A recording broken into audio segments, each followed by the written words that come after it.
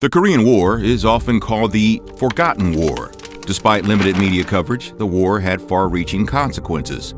The three-year conflict between North and South Korea sucked in the United States, the UN, China, and, although unofficially, the Soviet Union.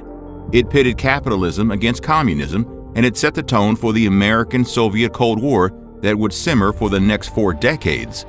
It resulted in the Kim Dynasty and an antagonistic North Korea that had been beefing up its nuclear weapons arsenal. Welcome back to Nutty History. Today, we're exploring why you wouldn't survive the Korean War. Viewer discretion is advised for this video, as some of this video may be offensive or disturbing. We, the makers of this video, in no way support or condone the actions of the subjects featured.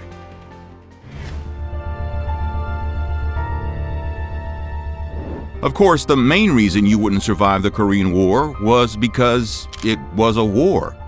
Weapon fire and explosions are not particularly safe, and the horrors of war are well documented, except that the Korean War wasn't so well documented, at least by the US. Part of the reason for this was a series of voluntary and then mandatory press censorships by the US military in the early days of the war to avoid conflict with the people and other countries involved.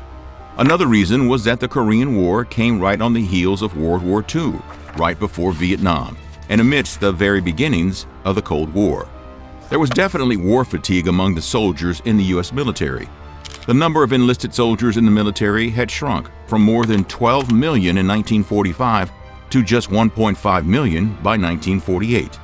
When they arrived in Korea on June 27, 1950, the Americans were woefully undertrained, unprepared, and lacking firepower. Part of the reason for this was the development and devastating use of nuclear weapons in Japan at the end of World War II. Many American war strategists simply thought that the threat of nuclear war had made more conventional warfare obsolete. They'd quickly be proven wrong. One airplane is going to carry that bomb, and that's the group commander, that's then Colonel Tibbets, with his full crew. My crew was assigned to fly in formation on his right wing during the bombing for a couple of reasons. Somebody had to fly there, and I was scheduled by him to fly the second mission, if there were to be a second mission.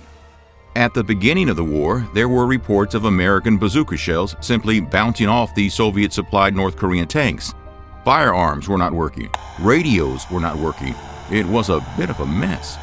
One of the worst battles came in November of 1950.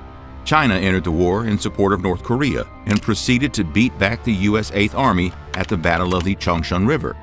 The American military was forced to withdraw deep into South Korea, leaving a tiny pocket of Allied-controlled territory in the far south of the peninsula. The defeat became known as the Big Bug Out. More defeats would follow, some with dark names like Heartbreak Hill, Porkchop Hill, etc.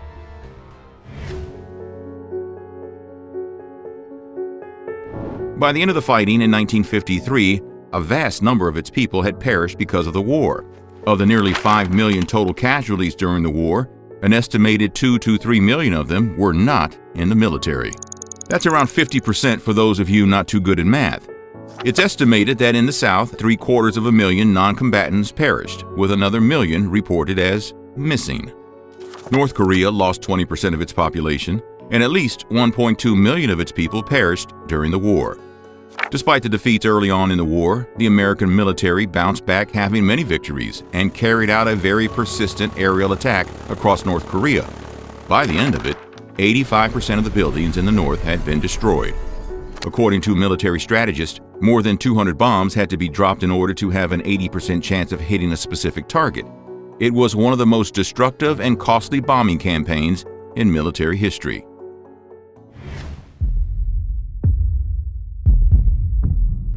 Life was tough for prisoners of war on the Korean Peninsula. POWs on both sides of the 38th parallel faced horrible conditions, and there were cases of multiple capital punishment and prisoner of war rights abuses of the captured U.S. or South Korean combatants. Many were starved, placed into forced labor, marched until they dropped, or just plainly terminated. It's estimated that nearly 2/3 of all the American POWs didn't make it out of North Korea prison camps alive. The Chinese also administered several prison camps in North Korea during the war. While they were not as quick to assign capital punishment or work prisoners until their demise, there was major starvation and disease at many of the camps between 1950 and 1951.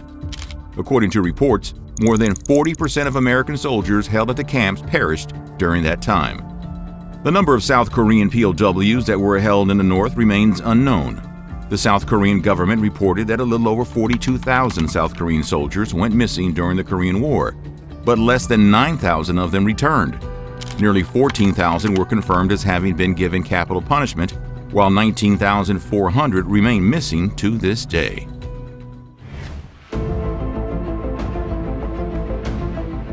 In the South, some 170,000 North Korean and Chinese POWs were held in camps administered by the U.S. and the UN.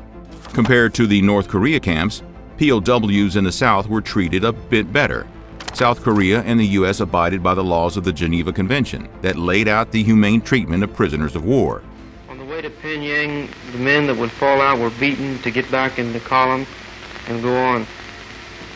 And when they got so bad that they couldn't walk at all, they would say that they were going to leave them behind and bring them on in trucks, but we'd never see them again. One of the main prison camps run by Allied forces was Geoje POW camp. The camp was located on Geoje Island, off the southern coast of the Korean peninsula. It was a rocky island with little natural water. Moreover, it was only built to hold around 24,000 prisoners.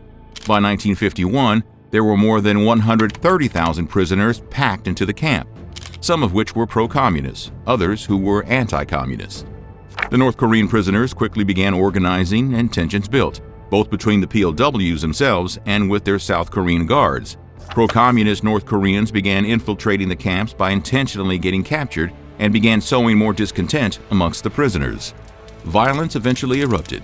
Gangs had formed. Ad hoc trials were carried out that led to dozens perishing. One compound that held over 6,000 prisoners was firmly in communist control.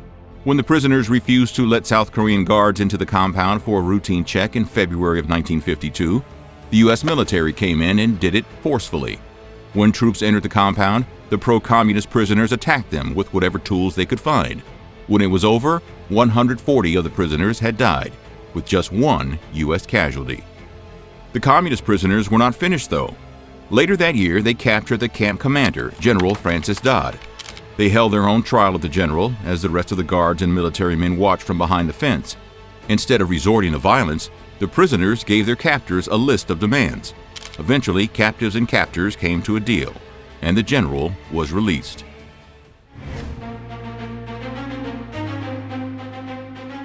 The Korean War was not exactly a battle between capitalism and communism. For the Koreans themselves, it was more of a battle between communism and anti-communism. Both South and North Korea were run by dictators. In the North, there was Kim Il-sung, the notorious first great leader of North Korea, whose son Kim Jong-il and grandson Kim Jong-un would continue to rule the Hermit Kingdom for decades to come. In the South, there was Syngman Rhee, an authoritarian who was not shy to silence anyone who didn't fall in line with his government. During the war, he ordered multiple capital punishments of North Korean and Chinese troops that amounted to hundreds of thousands perishing.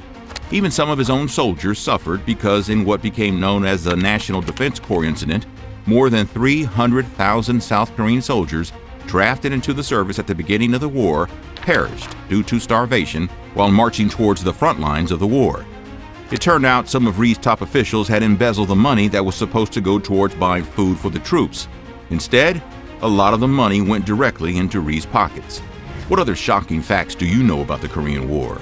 As always, thanks for watching. Don't forget to like and subscribe for more Nutty History.